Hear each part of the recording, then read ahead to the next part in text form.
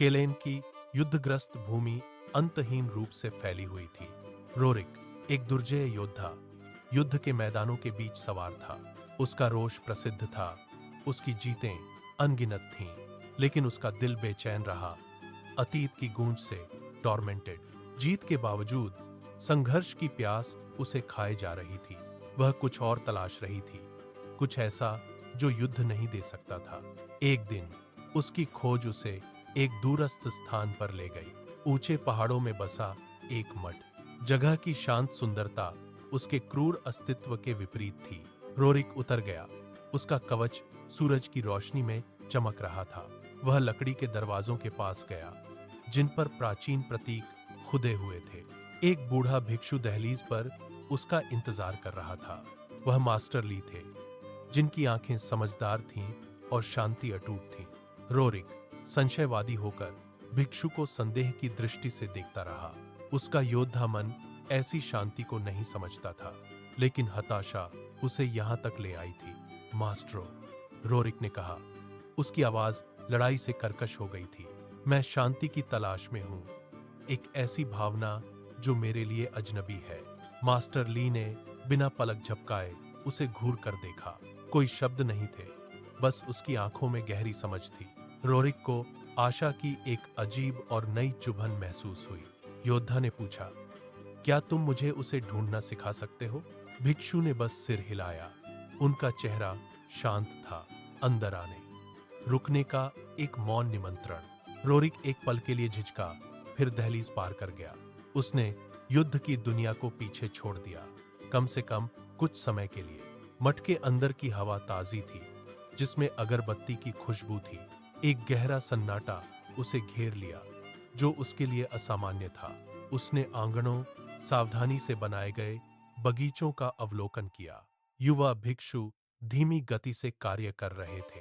Roerich को एक अजनबी, भेड़ों के बीच एक भेड़िया जैसा महसूस हुआ।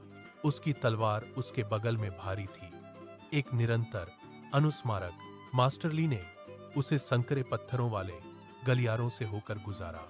वह उसे एक साधारण कोठरी में ले गया, जहां जमीन पर एक चटाई बिछी हुई थी। यहां तुम आराम करोगे, भिक्षु ने अपनी कोमल आवाज में कहा। रोरिक ने सिर हिलाया, अभी भी जगह की शांति से सदमे में था। कवच बहुत शोर वाला, बहुत भारी लग रहा था। मास्टर ली सेवानिवृत्त हो गए। रोरिक को अकेला छोड़कर योद्धा चटाई पर असहज होकर बैठ गया। खामोशी कानफोड़ू थी, हर कोने को भर रही थी। उसके विचार बेकाबू घोड़ों की तरह दौड़ रहे थे। युद्धों, चीखों, खून की तस्वीरें। उसने अपनी आंखें बंद कर ली, अपने मन को शांत करने की कोशिश कर रहा था। योद्धा के लिए एक अप्रत्याशित यात्रा शुरू हो गई थी। हथियारों से दूर, क्रोध से दूर, एक ऐसी शांति की तलाश में जिसे वह असंभव मानता था। मठ उनका नया युद्ध का मैदान होगा, लेकिन इस बार लड़ाई आंतरिक होगी। एक मोमबत्ती की रोशनी कोने में टिमटिमा रही थी। नंगी दीवारों पर परछाइयां नाच रही थी। रोरिक ने गहरी सांस ली। एक ऐसा कार्य जिसे वह लगभग भूल चुका था। अगरबत्ती की गंध उसे धीरे से घेर रही थी। उसने भिक्षुओं के दूर के मंत्र को सुना, एक ऐसी आवाज जिसे मैंने पहले कभी नहीं सुना था। उसका शरीर, जो तनाव का आदी था, आराम करने लगा। चटाई अब कम कठोर लग रही थी। कुछ नया, कुछ अलग की एक झलक। रात हो गई, अपने साथ एक गहरी शांति लेकर आई। रोरिक लकड़ी की छत को देखते हुए लेट गया। योद्धा अपनी पहली शांतिपूर्ण रात के लिए तैयारी कर रहा था। मास्टर ली ने सिर हिलाया। उनकी शांत निगाह ने रोरिक को आमंत्रित किया। रोरिक अभी भी संशय में मठ की दहलीज पार कर गया। अंदर की हवा अलग थी, खामोशी और शांति से भरी हुई थी। प्रशिक्षण शुरू हुआ, बिना हथियारों और कवच के। मास्टर ली ने एक ध्यान कुशन की ओर इशारा किया। रोरिक असहज होकर बैठ गया। उसका मन भंवर में था। उसने ध्यान करने की कोशिश की, लेकिन युद्ध की गूंज गूंज रही थी। तलवारों और चीखों की तस्वीरें उसकी आंतरिक दृष्टि को भर रही थी। उसका अधीरता बढ़ती जा रही थी। चोगे के नीचे मांसपेशियां तनी हुई थीं। मास्टर ली देख रहे थे, एक मुश्किल से दिखाई देने वाली मुस्कान के साथ। खामोशी के दिन, सांसारिक कार्य, झाड़ू लगाना, पानी भरना। रोरिक गुर्राया, क्रूर शक्ति के कारनामों का आदी था। एक ही तरह का काम उसे चिढ़ाता था। उसका सुप्त गुस्सा उबल रहा था। एक दिन उसने निराशा में चीखते हुए झाड़ू फेंक दी। मास्ट्रोली करीब आए। उनकी आंखें बुद्धिमान और शांत थीं। अपने क्रोध का अवलोकन करो रोरिक, उसे मत आंकिए, बस उसे देखिए। एक गुजरते हुए बादल की तरह रोरिक ने उसे भ्रमित होकर देखा, लेकिन उसकी आवाज में कुछ ऐसा था जिसने उसे शांत कर दिया। वह फिर से बैठ गया, ध्यान करने की कोशिश कर रहा था। इस बार क्रोध थोड़ा कम भारी था। भिक्षु ने उसे सांस लेना सिखाया, वर्तमान में खुद को स्थिर करना सिखाया। धीरे धीरे रोरिक ने अपने विचारों को पहचानना सीख लिया। उनसे लड़ने के लिए नहीं, बल्कि उन्हें जाने देने के लिए। सुबहें ध्यान के लिए थीं, दोपहरें काम के लिए। रोरिक ने कटोरे पॉलिश किए। धातु में उसका प्रतिबिंब विकृत हो गया। उसे सादगी में एक अजीब संतुष्टि मिली।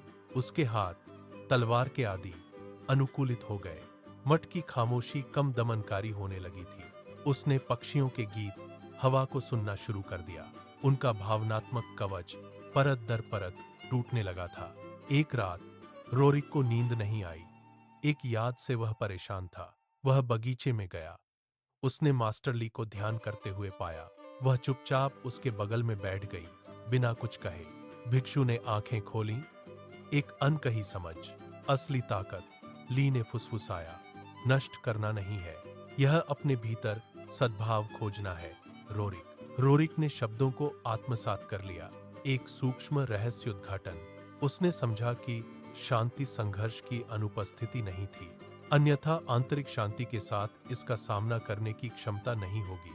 उसका चेहरा, जो पहले तनाव में था, अब एक नई कोमलता दिखा रहा था। दिन हफ्तों में बदल गए, हफ्ते महीनों में। रोरिक अब पहले जैसा प्रताड़ित योद्धा नहीं रहा था।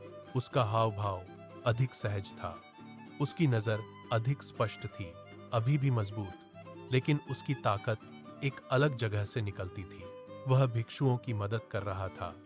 उसकी आवाज अब और भी मधुर और विचारशील थी। जिस शांति की वह तलाश कर रहा था, वह उसे आखिरकार मिल गई थी। यह युद्ध की अनुपस्थिति नहीं थी, बल्कि उसके दिल में शांति थी। रोरिक, योद्धा, परिवर्तित हो गया था। उसकी ताकत शांति में थी, क्रोध में नहीं। उसके जीवन का एक नया युग शुरू हो गया था। सुबह का सूरज मठ के आंगन को रोशन कर रहा था। रोरिक सहज, तरल चाल से बह गया। एक हल्की हवा पेड़ों की पत्तियों को हिला रही थी। उसका मन शांत था, पुराने भूतों के बिना। मास्टर ली उसे दूर से मुस्कुराते हुए देख रहे थे। रोरिक ने ऊपर देखा। उसकी आंखें भिक्षु की आंखों से मिली। एक मौन संबंध, गहरी समझ का। योद्धा को अपना सच्चा मार्ग मिल गया था। आंतरिक शांति उसका नया कवच थी, अटूट। मठ उसका घर बन गया था।